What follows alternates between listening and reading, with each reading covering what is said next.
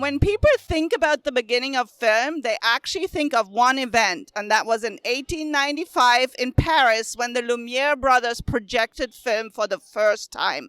And it's mythical. People talk about how the audience recoiled when the train came on the film and they thought it was real.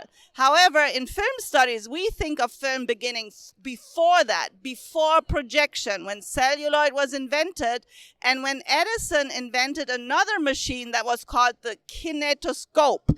And the kinetoscope was a machine that he invented in 1891. It was made out of wood and it had the film inside. And people went into a store, a so-called parlor, and they could pay a quarter and they could look inside in a peephole and watch the film from there.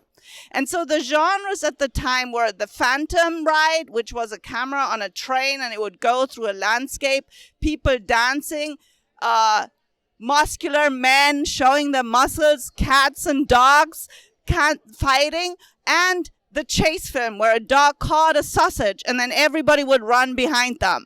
So this was a cinema of attractions. People were excited to see the movies, the images move, right? So the feature film, as we know it, was actually tied to projection. So once you had projection and feature-length film, people had to learn to go to the movie theater for a certain time, to be quiet and stay till the very end.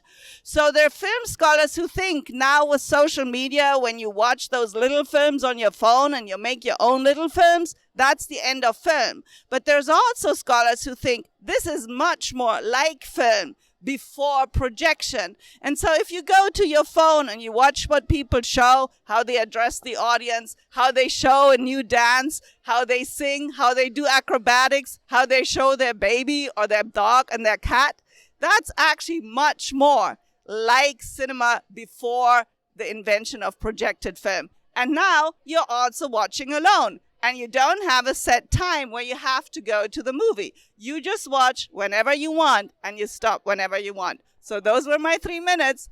Thank you for having me.